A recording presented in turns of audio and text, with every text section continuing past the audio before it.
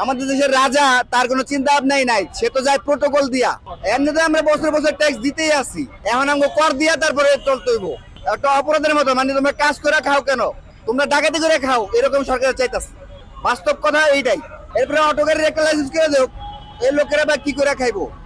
কোনো লাইসেন্স নাই, কোনো কিচ্ছু নাই, কোনো নিয়ম নাই, কোনো বিধি নাই, দাম দম করে খালি ঘুরাইতেছে, অ্যাক্সিডেন্ট হইতাছে রাস্তাঘাটে। কিন্তু প্রায় মানুষ মারা যাইতেছে অটো গাড়ির জন্য। সরকারের কোনো চিন্তা ভাবনাই নাই।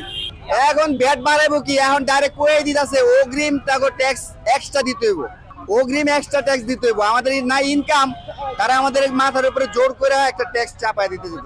এই দেশে থাকাটাই একটা বহুত বড় কষ্ট করে দিতেছে। আমাদের দেশের রাজা, তার কোনো চিন্তা ভাবনাই নাই, সে তো যায় প্রোটোকল দিয়া। মন্ত্রী মিনিস্টার তারা যায় প্রোটোকল দিয়া, আর আমরা অটো গাড়ির পিছনে থাম থাম থাম। এই একটা অবস্থা ভাই, খুব খারাপ অবস্থা ঢাকা শহরের অবস্থা। এই বিষয়টা নিয়ে প্রতিবাদ তো আমরা করতে চাই না, আমরা চাই দেশের ভিতরে একটু শান্তি। কিন্তু সরকার চাইতেছে আমরা আন্দোলনে নামি। এটা নিয়ে যদি সরকার কোনো কিছু একটা ভাবতো, আমরা একটু শান্তি পাইতাম।